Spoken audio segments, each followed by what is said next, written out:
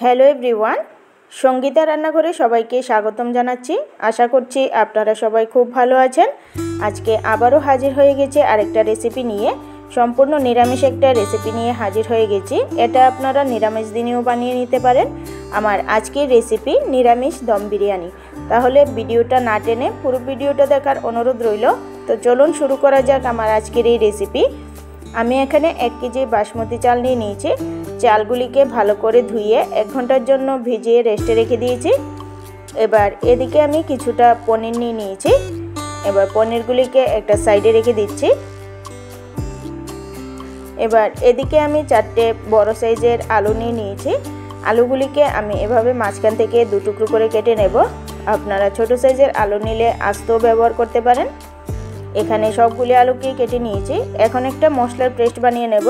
তার জন্য মিক্সিং জারে দিয়ে দিচ্ছি 1 ইঞ্চির মতো আদা, দিয়ে দিচ্ছি একটা ছোট সাইজের টমেটোর টুকরো, দিয়ে দিচ্ছি 6-7টা কাঁচা লঙ্কা, দিয়ে দিচ্ছি জিরে গুঁড়ো আর সামান্য একটু ধনে গুঁড়ো দিয়ে দিচ্ছি, আর কালারের জন্য দিয়ে দিচ্ছি কাশ্মীরি লঙ্কার গুঁড়ো। এবার জল দিয়ে সবগুলিকে একটা মিহি পেস্ট বানিয়ে নেব। এবার সবার প্রথমে আমি ভাতটাকে বানিয়ে নেব। আমি আগে থেকেই জল গরম হতে বসিয়ে দিয়েছি। জলটা খুব ভালোভাবে ফুটে গেছে। এবার এর মধ্যে দিয়ে দিচ্ছি জিরে, শাহি জিরে, দিয়ে দিচ্ছি গোটা গরম মশলা, আর দিয়ে দিচ্ছি সামান্য একটু সাদা তেল। তেলটা দিলে ভাতটা আর লেগে যাবে না একটার গায়ে একটা। এবার দিয়ে দিচ্ছি পরিমাণ মতো নুন। নুনটা একটু বেশি পরিমাণে দিতে হবে যাতে ভাতটা একটু নোনতে ভাব হয়। আর এখানে 1 টুকরো লেবুর রস আমি দিয়ে দিচ্ছি, তাহলে ভাতটা একদম সাদা ধবধবে হবে। এবার কিছুক্ষণ সময় জলটাকে আমি আরেকটু ফুটিয়ে নিয়েছি। এবার এর মধ্যে দিয়ে দিচ্ছি ভিজিয়ে রাখা চালগুলি।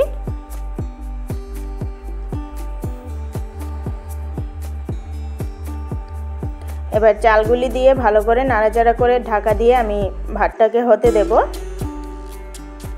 ভাতটাকে আমি 60%-এর মতো সেদ্ধ করে নেব।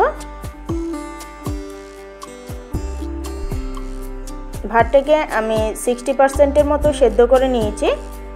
এবার এটাকে নামিয়ে জলটাকে ঝরিয়ে নেব। এদিকে কড়ার মধ্যে আমি দিয়ে দিচ্ছি পরিমাণ মতো সাদা তেল। তেলটা খুব ভালোভাবে গরম হয়ে যাওয়ার পর এবার এর মধ্যে আমি দিয়ে দিচ্ছি টুকরো করে রাখা আলু।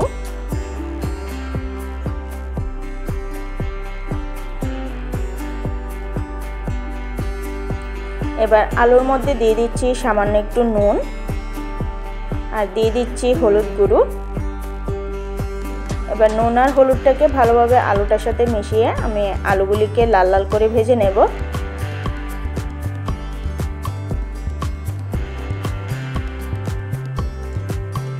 এখানে আমি আলুগুলিকে লাল লাল করে ভেজে নিয়েছি। এবার এগুলিকে উঠিয়ে রেখে দেব। আলুগুলি আমি 40%-এর মতো সেদ্ধ করে নিয়েছি, বাকিটা দমে বসানোর পর সেদ্ধ হয়ে যাবে। এবার একই তেলের মধ্যে আমি পনিরগুলিকেও ভেজে নেব। পনিরগুলিকেও আমি লাল লাল করে ভেজে নেব।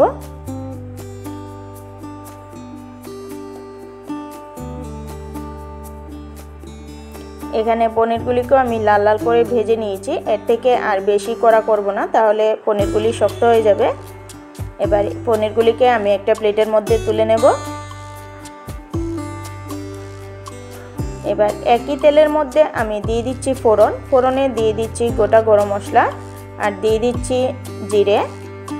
এবার মশলাটা ভালোভাবে ভাজা হয়ে যাওয়ার পর দিয়ে দিচ্ছি পিষে রাখা মশলাটা।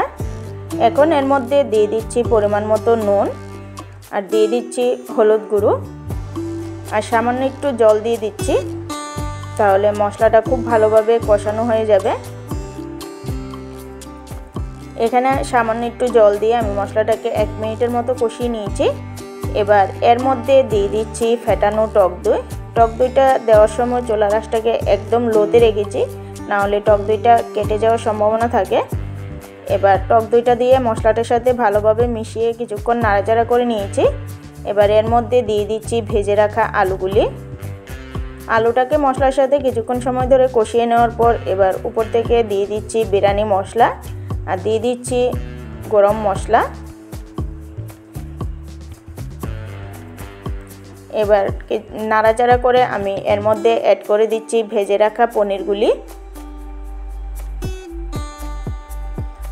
এবার পনিরগুলি দিয়ে মশলাটার সাথে ভালোভাবে মিশিয়ে আমি 1 মিনিটের মতো মশলাটাকে কষিয়ে নেব। আমি 1 মিনিটের মতো মশলাটাকে কষিয়ে নিয়েছি।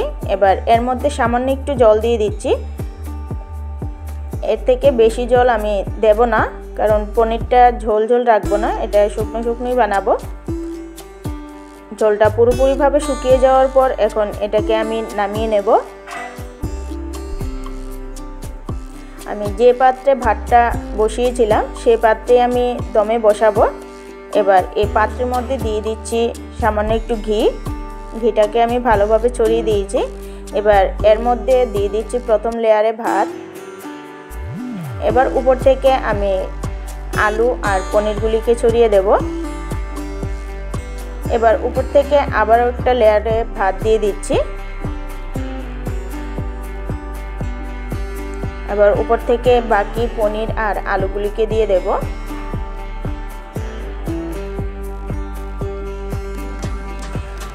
আমি বাকি পনির আর আলুগুলিকে এর মধ্যে দিয়ে দিয়েছি। এবার উপর থেকে বাকি যে ভাতগুলি আছে সেগুলিকেও দিয়ে দেব।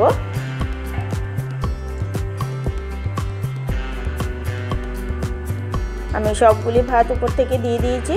এবার উপরে দিয়ে দিচ্ছি সামান্য একটু বিরিয়ানি মশলা, দিয়ে দিচ্ছি কয়েকটা চেরা কাঁচা লঙ্কা, দিয়ে দিচ্ছি 1 চামচের মতো কেওড়া জল, আর দিয়ে দিচ্ছি ঘি। এবার এটাকে ঢাকা দিয়ে আমি দমে বসাবো। আমি চুলাতে একটা লোহার তাওয়া বসিয়ে দিয়েছি। তাওয়াটা খুব ভালোভাবে গরম হয়ে যাওয়ার পর এবার এর উপরে সসপ্যানটাকে আমি বসিয়ে দিচ্ছি। এটাকে প্রথম 5 মিনিট আমি হাইতে রাখবো, তারপর 15 মিনিটের জন্য আমি চুলাটাকে মিডিয়ামে করে দিয়েছি। আমি 20 মিনিট পর দম থেকে নামিয়ে নিয়েছি। দেখুন দম বিরিয়ানিটা কতটা ঝরঝরে হয়েছে। এভাবে আপনারা কিন্তু নিরামিষ দিনে পনির বিরিয়ানি ঘরে বানিয়ে খেতে পারেন।